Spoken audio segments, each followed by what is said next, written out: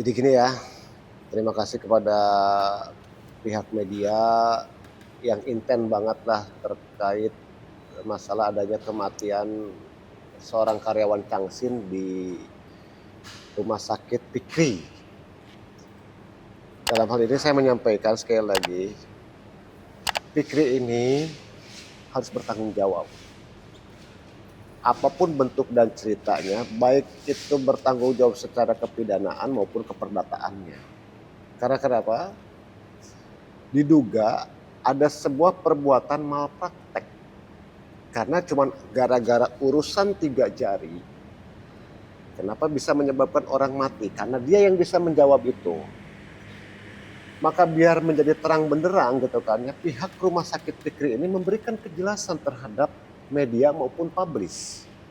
Tapi sampai dengan saat sekarang pihak dari Pikri ini seolah-olah bungkam terus gitu loh.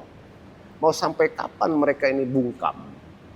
Sementara netizen ataupun para pembaca ataupun yang lainnya, buzzer serta yang lain-lainnya itu sudah mulai gerah. Kalau memang terus-terusan mau seperti ini, akan rugilah buat Pikri sendiri. Jadi inti daripada semua ini, Pikri harus bertanggung jawab. Apapun bentuk tanggung jawabnya, jelaskan sama publis.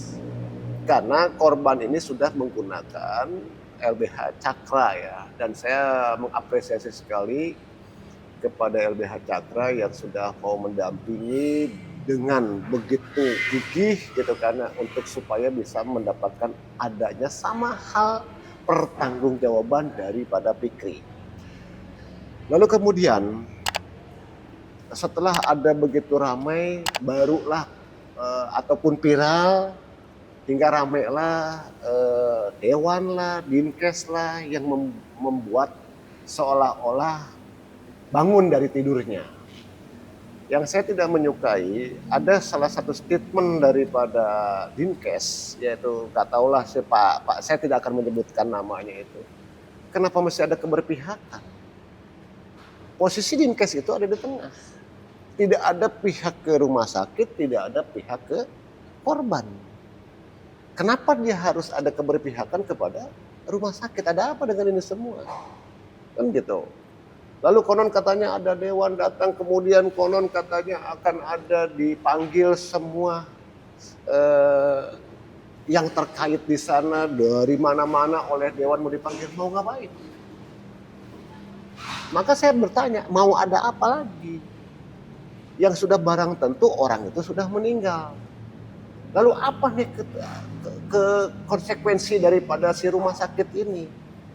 Kalaupun memang toh dia masih bersikukuh seolah-olah dia benar, ya sudah dengan APH saja. Periksalah itu. Dan saya meminta kepada pihak kepolisian, Resort Kabupaten Karawang, Polres dalam hal ini, periksa dengan tuntas. Jangan dilambat-lambatin. Biar menjadi terang benderang dan masyarakat Karawang yang berdekatan dengan rumah sakit Pikri itu menjadi tahu. Oh, ternyata Pikri itu begini. Oh, ternyata Pikri itu begitu gitu loh kan. Jadi bukan hanya sekedar bungkam dan bungkam dipertemukan rapat dengan dengar pendapat ini A, ini B, ini C. Lalu penyelesaiannya apa? Maka yang saya inginkan di sini, bentuk daripada konsekuensi dari semua ini, Pikri sekali lagi harus bertanggung jawab. Apakah itu pertanggungjawabannya? Jelaskan semuanya kepada publis. Tuh, jadi itu seperti itu. Kalau masalah hal yang lain-lainnya apa yang tadi dipertanyakan itu, saya belum bisa sempat karena memang tuh belum ada apa sih kesalahan daripada kelalaian daripada Pikri ini. Tetapi dalam hal ini pemerintah, karena ini adalah masyarakatnya, masyarakat Karawang, rumah sakit pun ada rumah sakit Karawang, manakala terjadi ada benar terjadi kelalaian, itu kan ada sanksi.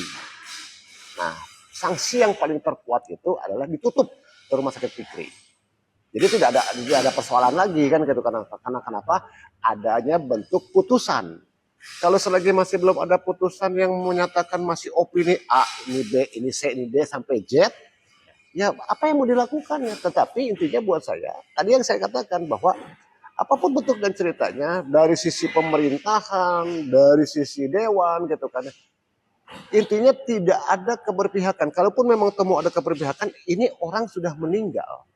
Lalu harus bagaimana ini ceritanya? Maka yang bisa dapat menceritakan itu adalah dari pihak Fikri. Kalaupun memang itu ingin menjadi terang benderang, konon katanya tidak mau disebut adanya terjadi malpraktik, maka itu diambillah di otopsi. Maka akan terlihatlah di situ apakah kadar itu melebihi daripada batas atau tidak.